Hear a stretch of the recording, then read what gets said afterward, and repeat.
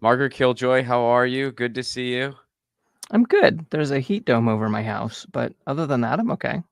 Are you amidst the heat wave that's going on? Is that the part of the country you're in? Yeah, hopefully by the time y'all listen, it'll be over, but I'm not convinced it will be. Yeah, yeah. It's been the whole week, right? Yeah. Hmm. So I want to start pretty basic, if that's okay. I, Mhm. I follow the YouTube channel, and I also listen to your podcast, Cool People Who Did Cool Stuff, which I've learned a lot about different things. I mean, even things related to my hometown. I grew up in Pittsburgh, Pennsylvania, and I Oh. had I had no idea about the EMT situation or the ambulance Oh, yeah. situation. That blew my mind. I had no idea about any of that. Yeah, and it was Uh, only like 50 years ago. right? Yeah. It's No, I I had no highly idea either. recommend. Yeah. So, how would you describe what you do?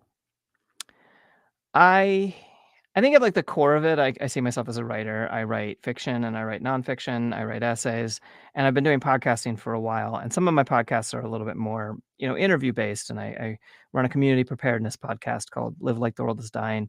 But my literal day job is that I run a history podcast called "Cool People Who Did Cool Stuff." And I basically am trying to show that whenever there's bad things, there's people who fight against those things. And so I try to tell radical history in a way that isn't boring. Like, there's this unfortunate problem where a lot of history books are really boring because they're written for other academic researchers, which isn't a perfectly valid thing for them to be, but it doesn't necessarily tell a story in a way that necessarily brings in readers. And so I kind of coming from more of a fiction telling background, it's been an interesting transition. And so I do those things, and then I also play music, and um, I don't know. I used to make my living selling jewelry on Etsy, and I do weird creative crap, and that's what I've been doing for a very long time. Do you make the jewelry, or did Mhm. you? I used to, yeah.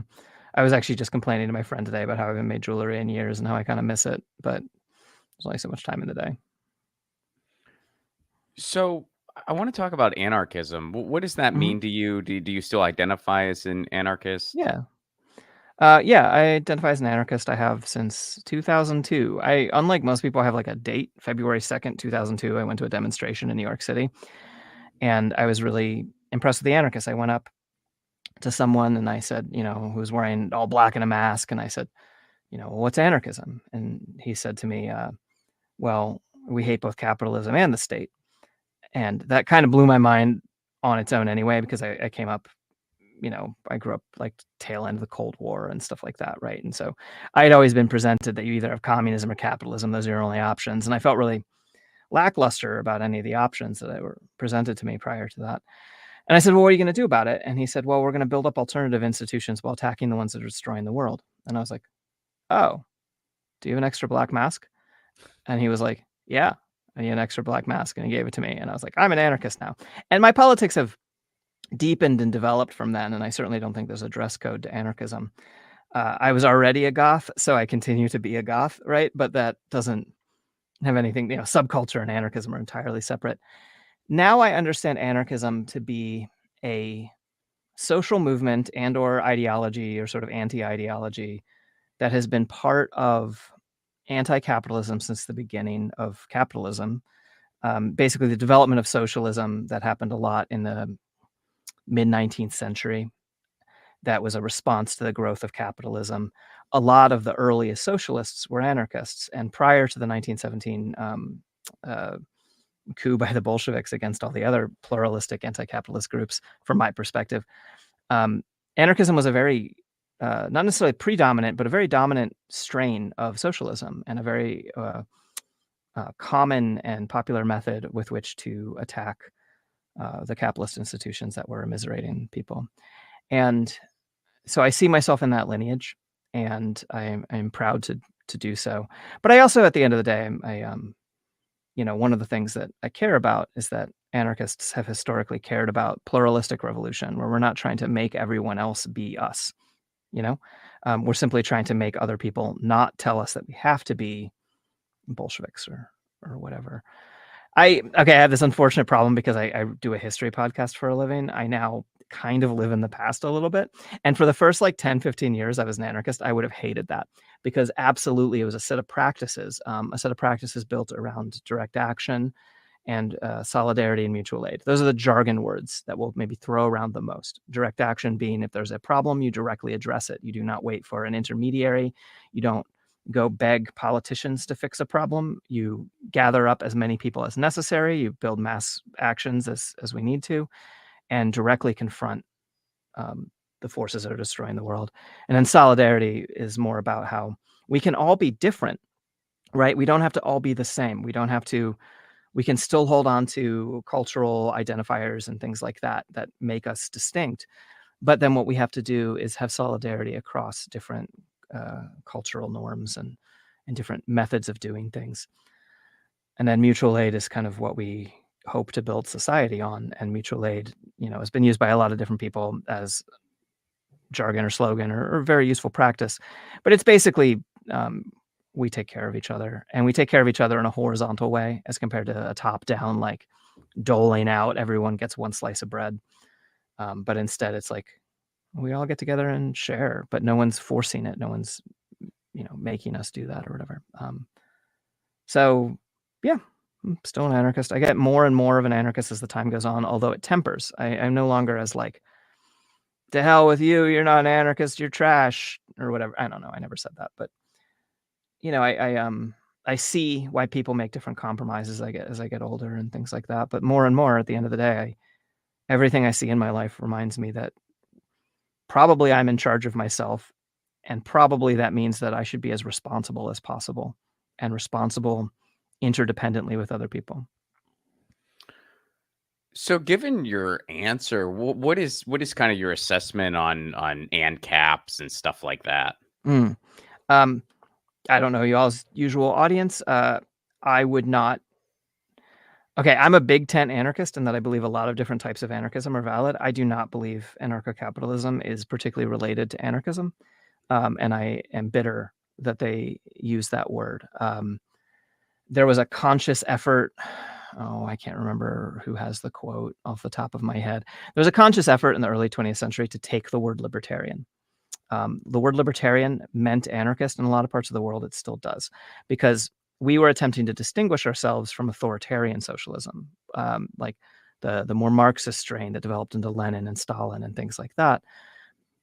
There was a libertarian socialism, an anti-state socialism, and that was a very common word. And then there's, again, you can look it up, but there's a quote that's like, today we have scored a great victory and taken a word from our ideological opponents and taken the word libertarian. And I feel like they've kind of kept going and now attempt to take anarchism. And I get why you can have that idea, right? Because on some level, capitalism, it at least says that it respects the individual more than like state communism, right? It says, well, everyone can keep the products of their labor, and only they can, actually, because capitalism is the system by which we extract the products of people's labor. But it unfortunately causes a lot of messiness, right? Because some people are attracted towards it, because there's also a misunderstanding. Sorry to just go really heady right away, but No, please. there's a misunderstanding I think that people have about what capitalism is, for example, where capitalism, people tend to view capitalism as that's where you work for your money and then you spend your money on things, right? As compared to like waiting in the bread line. That's how people kind of imagine this difference, I think. And I would argue that capitalism is absolutely not defined by money or wage or like work, right? It's not about working for money. That does not make capitalism. We had that for thousands of years. We've also had other economic systems blurrily all throughout time. Capitalism, I think the key here is in the word capital. It's the idea to make money, with capital. And the way in which you do that is you extract the value that other people produce, or that nature produces, but that gets into complicated other stuff. Let's stick with like, if you hire someone to do something, right? And that can be a free arrangement, right? But at the end of the day, if you don't get extra out of what you hired them to do, like if they pick an apple and you're not able to sell the apple for more than their wage, you won't bother hiring them. So you, at that point, you are now the capitalist, and the thing that defines it is not the work you have done, but instead the money that you make off of what other people have done. And I think because people misunderstand that, people are often like, well, I don't hate markets and I like working for myself and I like, um, these sorts of things. And I would argue that that's not inherently capitalism, and that anti-capitalism includes a broad spectrum of economic ideas. And it doesn't include anarcho-capitalism because I believe that having someone who systematically extracts your value, it also puts you in a position where you're not fully free if you are a wage laborer, because if you can quit your job, but you'll starve, you know? Um, so I see anarcho-capitalism as a I am opposed to it. I don't know the makeup of your general audience, but that is where I'm at on it. Uh, they're in agreement. Okay. So, Well, yeah, I mean, I agree with everything you just said, and I think yeah. you put it very, very well, especially some of the myths of capitalism, because we all encounter those Yeah. cliches. I mean, and I'm sure you encounter this as a musician. I encounter this as a comedian. Well, Ron, how could you say you're an anti-capitalist when someone Yeah. has to buy a ticket to see your show? And it's Yeah. I wish I could just play the past 2 minutes of what you said to that Yeah. person. Be like, look, this explains it really well. You're totally Yeah. missing the points. Like, Yeah. No, I think about that all the time because I sell books, right? And I go table and, I give stuff away when I can, right? But it's like, well, you need to have people pay to come see comedy because comedy is work and you are entertaining people and you are doing something that adds value and you should be able to live off of it, you know? mhm. So, So let's talk about your off-grid living. mhm. I've watched some of those videos you've made. My first question, and I want to preface this by saying, Margaret, I'm the type of guy, if it's more elaborate than duct tape, I'm out. I'm not handy. When Uh-huh. it comes to growing food, my neighbor, who is an urban gardener professionally, gave me Yeah. a tomato plant, and he said, Mhm. Ron, nobody would manage to F up this tomato plant. Oh, did you kill it?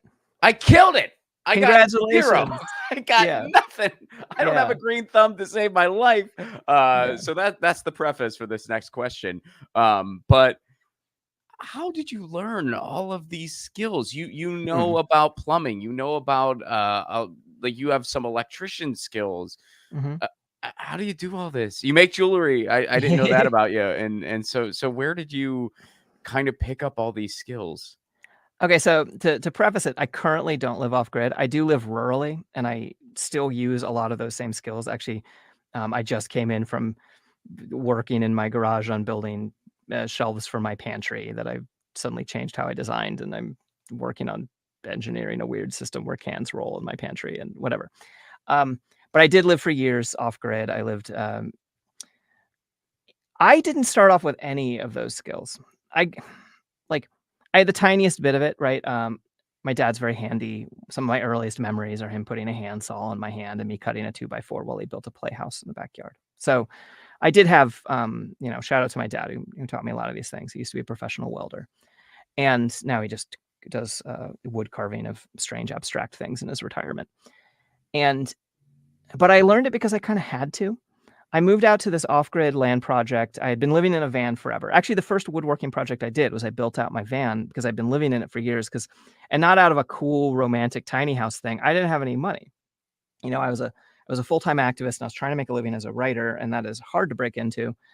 And so I just lived in a van, and I was sick of living in a weird carpet van, because it wasn't a van life van. It was just a van, and And then I ripped everything out and I borrowed tools from some other punks and I built it, and I did a terrible job, but it was enough.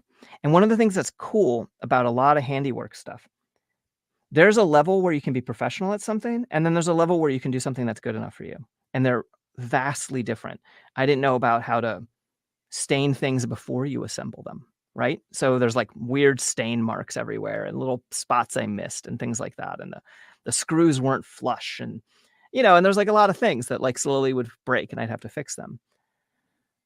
And so that was the first thing, but then I just like continued to live off grid. I lived in a barn for a long time. That's how I taught myself solar. I was like, well, I want electricity and there's no power here. So I guess I'm going to buy these solar panels. And then I watched YouTube and I was like, well, how do I put this together? And the first time okay, when you imagine a car battery, does it kind of scare you because it's full of electricity? Absolutely. Yeah. So the first time I built a solar panel, I didn't have enough money for like a nice lithium battery. And so I basically had a car battery that I was hooked up to. And I was terrified as I was like inching closer to it to screw the, bolt onto it or whatever. And then and then my friend who was a mechanic came over and just basically put his hands on both terminals of the battery. It's fine.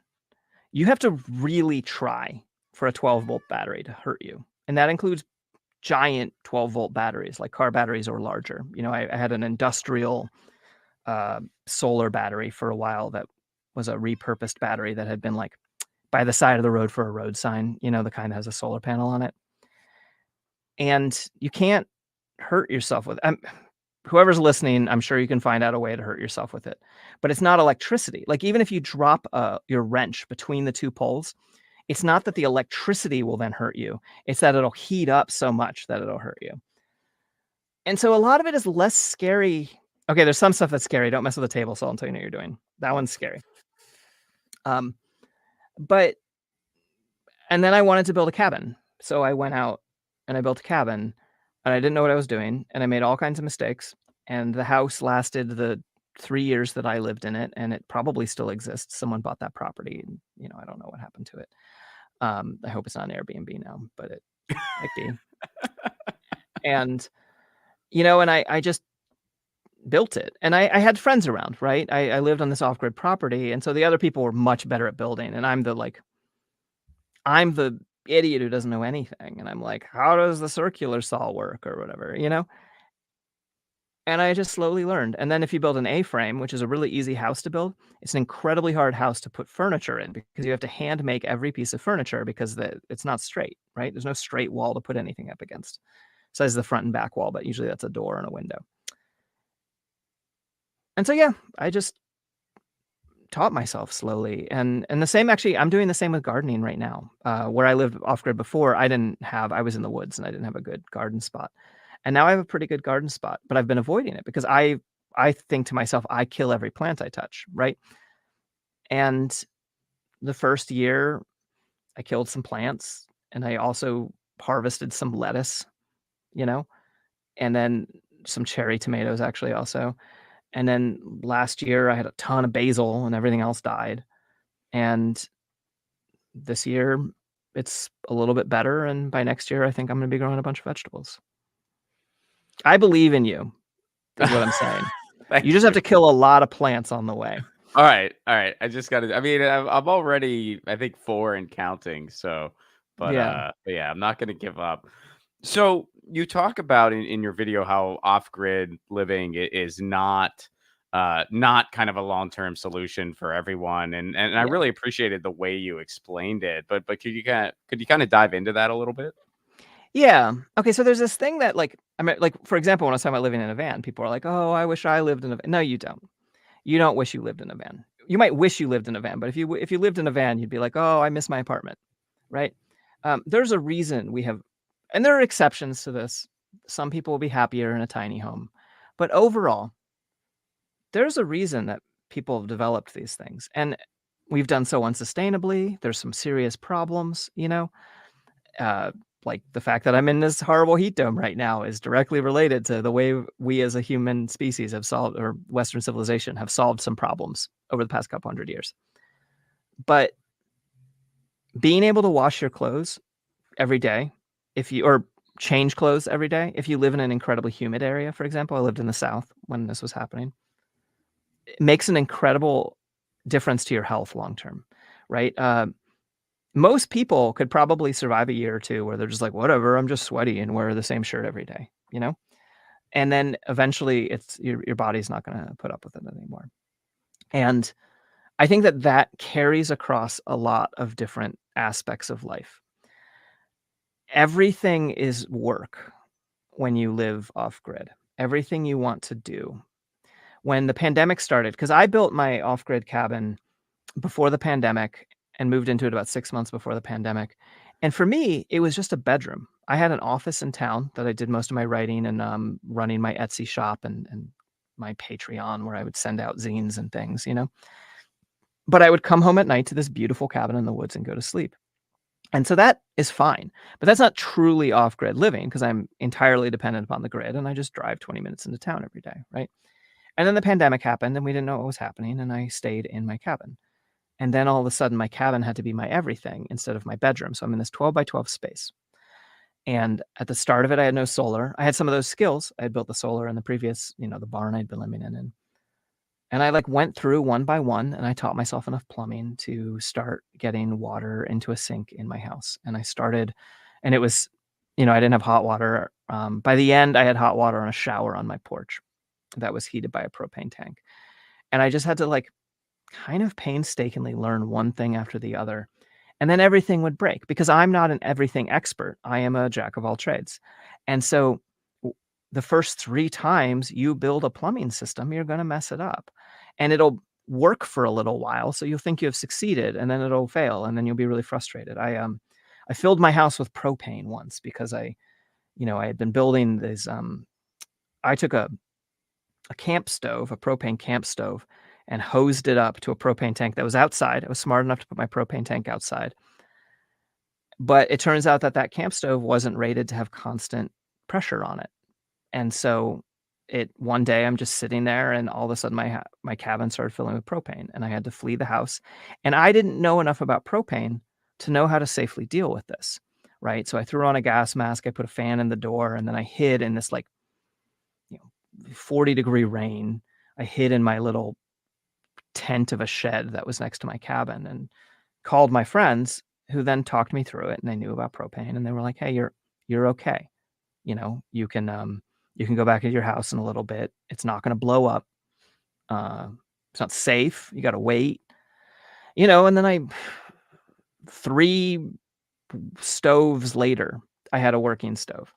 And so if you know all of this stuff, off-grid life can be great, especially if you have a bunch of money. If you have a bunch of money, you can have the things that are as good as on-grid.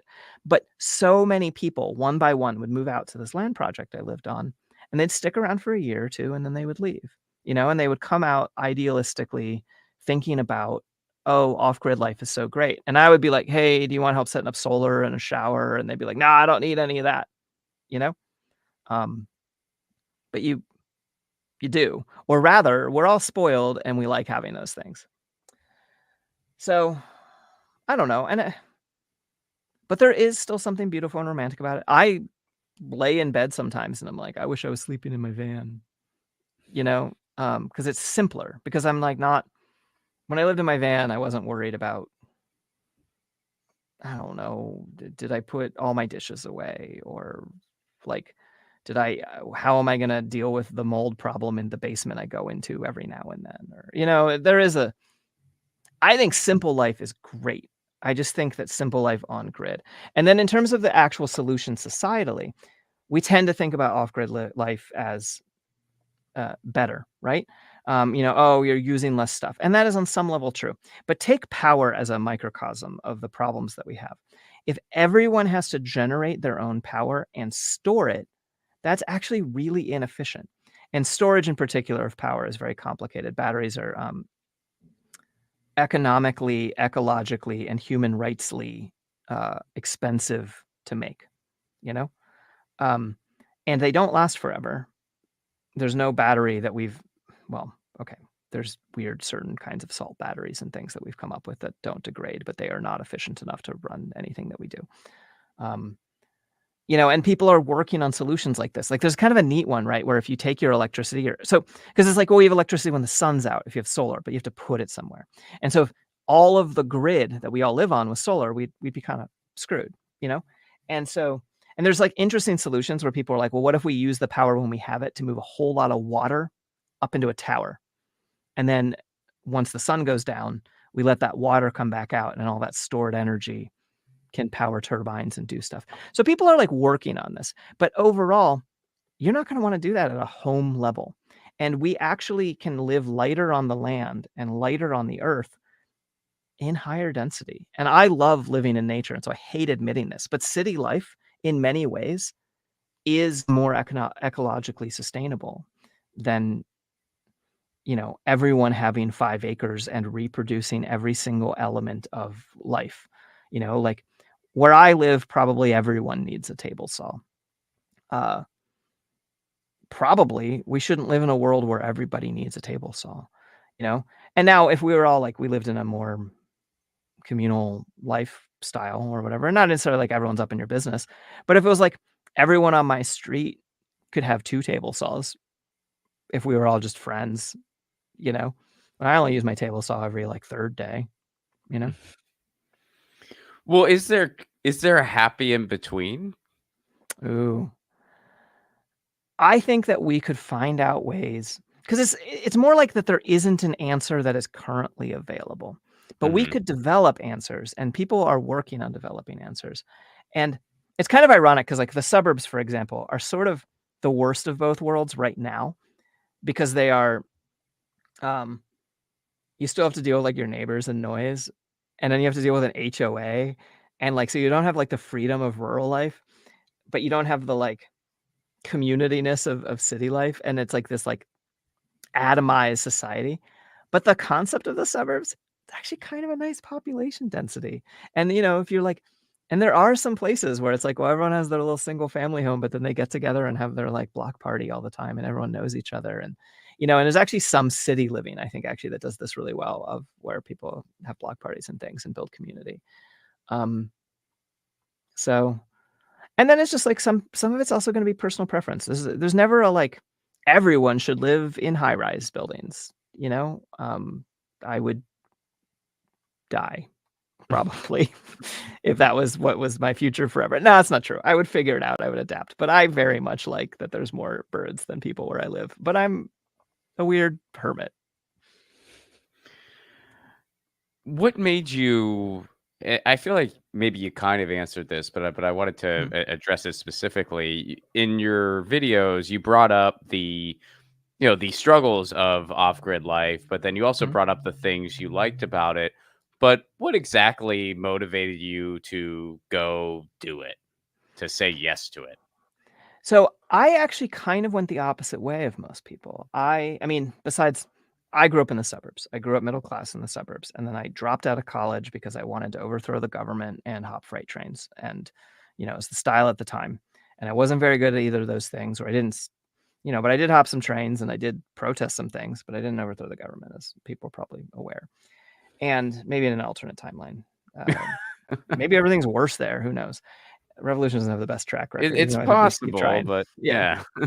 And so I spent my 20s living out of a backpack, and then it was didn't feel sustainable.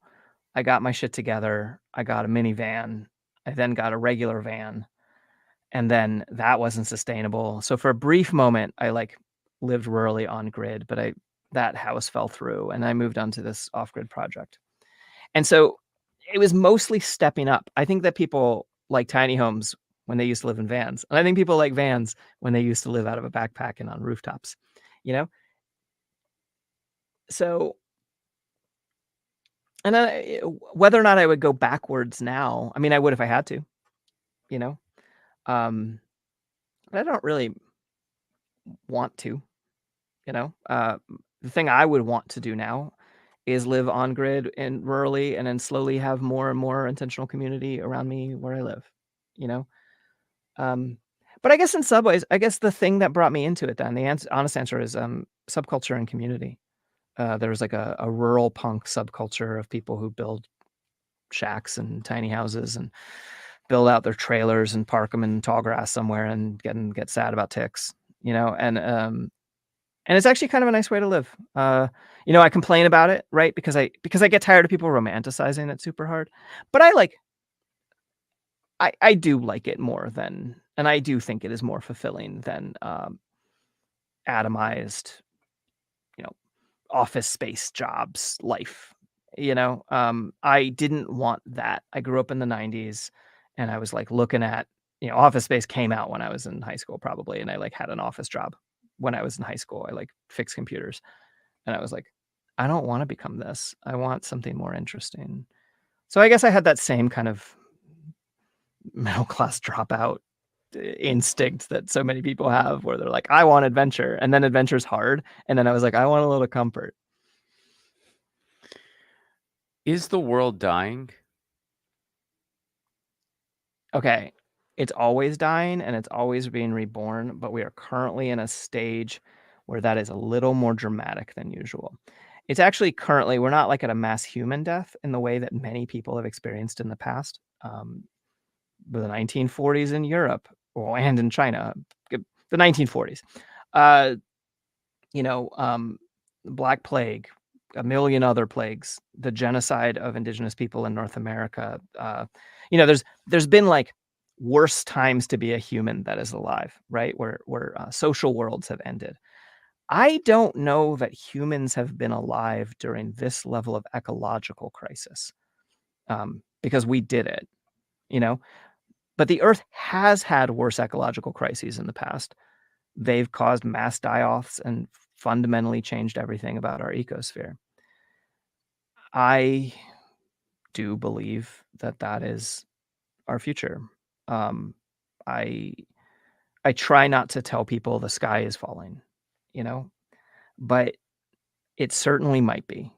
And whether that means by 2080 or whether that means by 2032 is kind of remains to be seen. And everything is, of course, a scale, you know? Like I'm in a massive heat dome right now. It's not hotter outside than it ever was for me in the 90s when I was a kid, you know? Um, but it's hotter at this time of year, and it's going on a little longer. And, and I live in one of the most ecologically resistant, Appalachia is very ecologically resistant to climate change, Mm-hmm. you know? And it's like, there's the whole, like the apocalypse is here. It's just not evenly distributed because like India's in trouble. There's all kinds of places that are in trouble right now with heat. India has the highest population density as relates to, like, India is the most populous country on earth. And if you look at maps of where there are places where it is actually physically impossible to be a human outside and stay alive, India's kicking ass at being inhospitable, you know? And that's not India's fault. Like, that is the Western civilization's fault. And so depending where you are, yeah, and then, but then it gets complicated, right? Because you're like, well, I've talked with some friends who, for example, survived the fall of the um, Soviet Union, you know, and they're like, well, most people survive the end of their way of life. And I try to remember that. But when I look at species extinction and stuff like that, and ecosystems changing, like winter is supposed to end every year, not for good, you know? Mm, yeah. And I actually think that that's the greatest thing for us to address and confront anyone who's alive right now is that stuff. And I think most of what we distract ourselves are actually very useful and good things, but we should distract ourselves, like stopping genocides and colonialism and capitalism and things, right? And these things that tie into it all, absolutely. But on some level, I think people have a little bit given up. They're like, well, I can't do anything about that, you know? And I don't always know what to tell them. Well, and I know there's some speculation here, but Mhm. if you had to speculate, would you say it's going to be 2032 or 2080? I think it would Or be what's 2032. close? 2032. So like I remember like 2010 or so, I was like really on this kick where I was like, hey, climate change is a really big deal, everyone. And everyone's like, yeah, totally. Yeah, our like grandkids are in trouble. And I'm like, I think we're in trouble, you know? And all of my pessimistic levels of predictions, which came out of like reading scientific literature, reading pop analyses, scientific journals aimed at the public. I'm not sitting there reading the actual data reports or whatever. I'm reading the analyses of these reports. But by reading all that stuff, I just had a sense of like, oh, they don't want us to freak out. So they're like, kind of hedging what they say. And all of my pessimistic levels of how bad things will be at what rate have come true. Not in terms of like, actually, I've been wrong about like social collapse and fascism and crises of a political nature. Those are bad and getting worse in the United States, right? But like, Trump's first term did not cause fascism in the United States. Um, who knows what the second term will be? But ecologically, yeah, I think we're in serious trouble. I think that people should be getting prepared. I think that people should be working with their community. People ask me what my advice to beginning writers is, and I say having 3 weeks of food and water in your basement to, and it's like, because actually I think people misunderstand, because of the way we watch apocalyptic literature or films and stuff. We tend to think like, oh, the end of everything is going to be like an off switch one day, and this comes out of it makes sense. Apocalyptic literature in the modern sense developed during the Cold War. The main threat model in the Cold War was nuclear war, which is kind of an off switch for everything, right?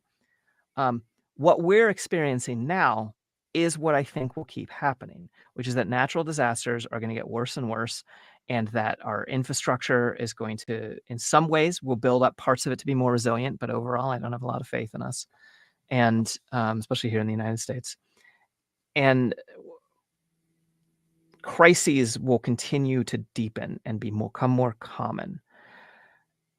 And so building resiliency to those crises, I think, is what matters.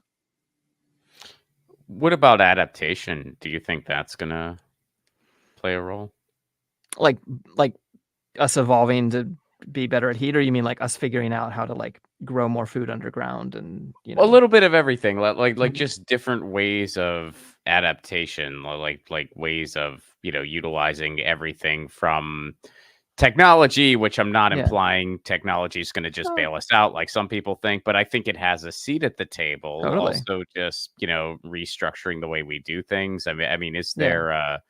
there some bandwidth for all that? Do you think? Yeah, I absolutely think we are starting to do that. We will continue to do that. It's like there are smart people working on these problems, and there's smart people working on these problems sometimes in the government and sometimes not in the government, and sometimes at some companies and sometimes not at some companies. I have even less faith in companies than I do in government, and I don't have a lot of faith in government.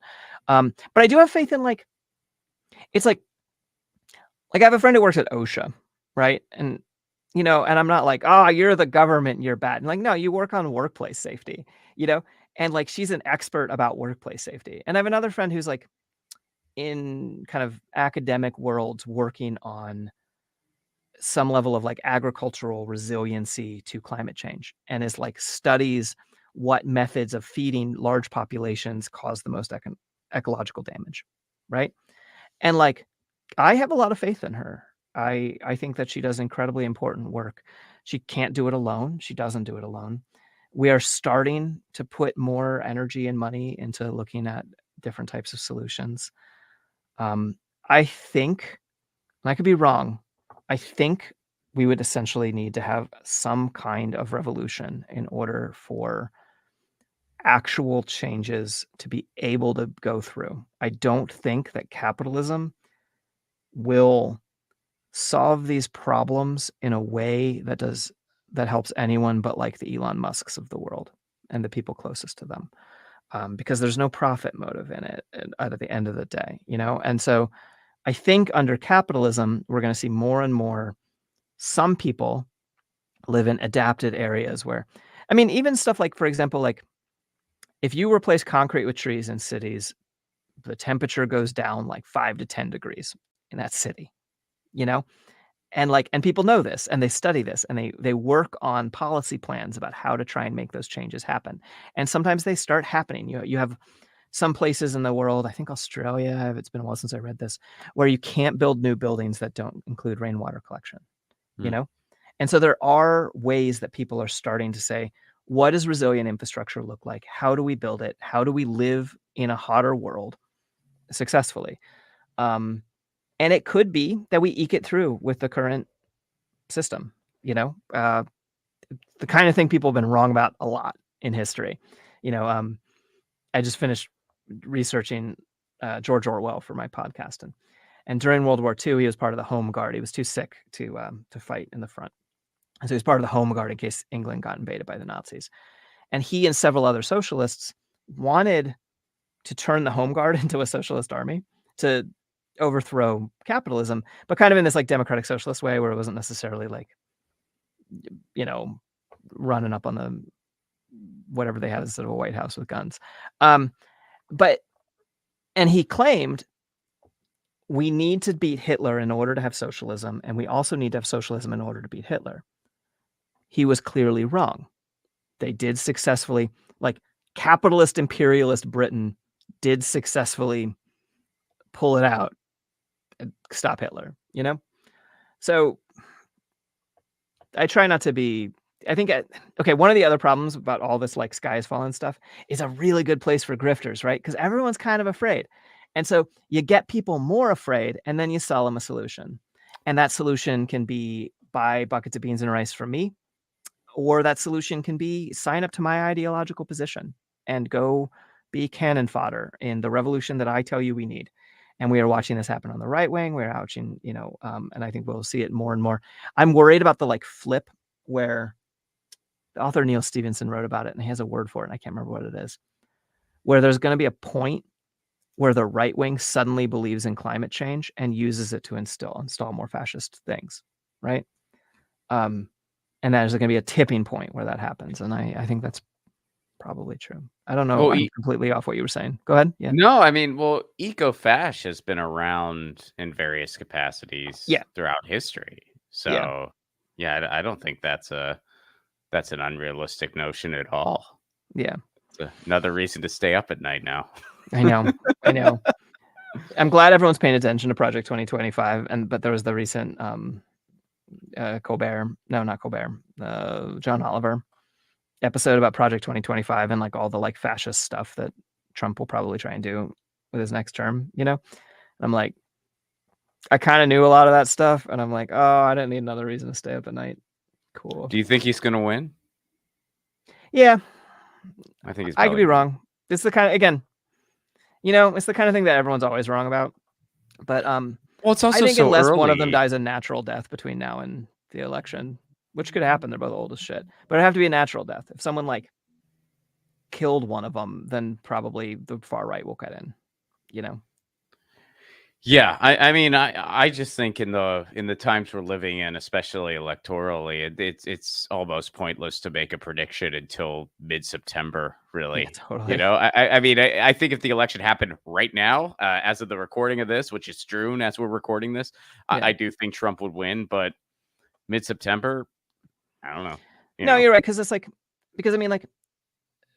I'm not saying anything anyone doesn't know. Biden nuked his support with the progressive left and does not understand that the youth is wildly progressive. He's still the old Democratic Party.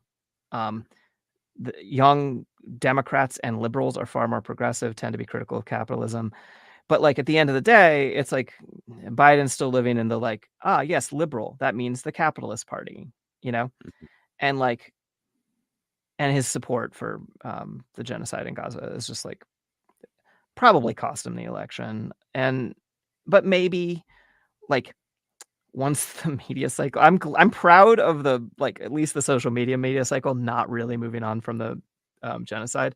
But it's like as the election comes up, maybe everyone will be like, oh, we yelled at him a lot, but he's our guy, and I'm not mad at anyone about any decision they make about that kind of thing, because it makes sense to be disgusted with what's happening, and it also makes sense to say, I don't want Trump to have another term in office, Yeah, they twist people's arms. That's how it works. I mean, what are you gonna do? Especially since Totally. I think when it comes to Gaza, I think Trump would do the exact same thing. Totally. So yeah. It's where do you find your hope?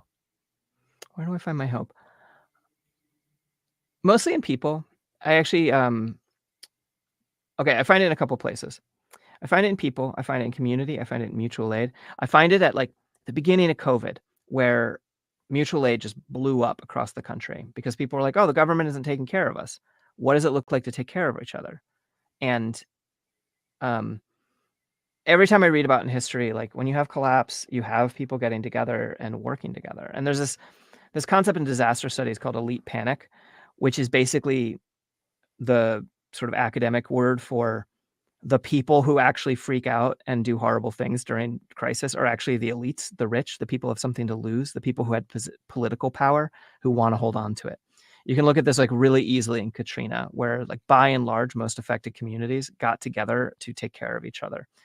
And whereas white militias went around, started killing black people, and then the state, well, the cops kind of were in a lot of those white militias, and then the state just like tripped on its own feet over and over again and sort of didn't care, right? And many people involved in the state did care. And you actually see National Guardsmen being like, whoops, this was supposed to go to the Red Cross, but I brought it to you anarchists instead because it actually goes where it's going, you know? And so I believe in people rather than institutions. And then I believe in the horizontal organizations that people build during crises. I also believe I also get a lot of hope out of the fact that I know it's kind of like spiritual or woo, but it's like matter is not created or destroyed. I will one day die. That was guaranteed no matter what, right? Everyone who is currently alive is, I promise you that you're going to die. They're not going to pull out immortality at the last minute, you know? I know that people are going for it, but they are not going to succeed. That's how I feel. And I have an awful lot of history to back me up. But yeah, 100% track record there. Yeah, exactly. People and so die. I read about people like fighting and dying and like, you know, the Warsaw Ghetto Uprising or peasant revolts or, you know, these movements that lose, right? And I'm like, yeah, you know what happened to everyone else who didn't fight in those movements? They died. Everyone dies. And remembering my mortality helps me because I'm like, well, now it just comes up to how do I want to live? And I would like to live a very long time, but that is not the measure of what a good life is, you know? And it can't be because we all know people who've died too young, you know? I know this kid that died and and it was this like sea change moment for me where I was like, I can't say that his life was too short because it was complete. It had a beginning and a middle and an end, and it wasn't where we thought it would be, you know? And so that is true on a larger scale. We're watching species die, and nothing breaks my heart like watching extinction, you know? And so when we're looking at guaranteed extinction, we also have to remember that almost every species that's ever existed has gone extinct, you know? And like everything cycles. So that's death is a weird answer to where do you find hope? But like, and I'm not like, I'm absolutely like, I would love for them to like cure cancer while I'm alive. And I'd love to live 170 and like, cause I love history and I want to be part of it and see it all happen, you know? But like, but I'm not. So that's true. What now, you know? So, in closing, what projects do you have coming up that you'd like to mention? And please tell everyone where they can go to learn more about you. Yeah. Okay, so I have a podcast called Cool People Did Cool Stuff. It comes out every Monday and Wednesday. It's usually the same topic every week. Monday and Wednesday are both the same topic any given week. And it's a history podcast. And then I have a Live Like the World is Dying podcast. And I haven't been doing YouTube as much. And I like want to get back into it. It's been a matter of time. It's just a matter of, you know, I do too many different things. I have a feminist black metal band called Feminazgul, if that sounds up anyone's alley. I been trying to kind of get off social media, but I'm still on social media. I'm Margaret Killjoy on Instagram, Magpie Killjoy on Twitter, and I have a Substack. That's my main thing I do right now. Besides the podcasting, is I write an essay every week, and all the sort of important theory, and this is how I think the world works, and my analysis of whatever, including like prepper content and stuff like that. All that's free. And then every other week is for paid subscribers only, and it's the more personal stuff. It's like my reflections on off-grid life and things like that. And Yeah, you can do those things. Oh, and I have a book coming out. I have a bunch of books, but if you're curious more about anarchism, actually, I have a book called A Country of Ghosts. It's an anarchist utopian novella that has been published by a couple different publishers. It might even, if you're listening and you read a different language, it's been translated into a bunch of different languages. And then I have a book coming out on September 24th from Feminist Press called The Sapling Cage. And it's my debut novel. I've written a ton of books, but it's my first one that's technically a novel because there's like weird pedantic differences, you know? And it is currently being Kickstarted, but probably not anymore by the time you're listening to it. But you can probably either pre-order it or order it. And it is about a young trans girl who runs off to become a witch and has to save the world, and by community and magic and care and fun. And it's like it's a young adult book, but it's a don't call me young adult book, which is it's called Crossover, which is young adult for people, but by publishers who acknowledge that mostly adults are going to read it, you know. And it's really fun. I think people will enjoy it. It's the first book in a series. A bunch of authors have already read it and said they like it, so you don't have to take my word for it. You could take Cory Doctorow's word for it, or Nice. Robert Evans's word for it. Well, Margaret, thank you so much for doing this. I've been a fan Yeah. of yours for a while. I'm so glad we finally got to connect. Yeah, I feel bad that it was kind of me just like ranting the whole time, but hopefully people got something out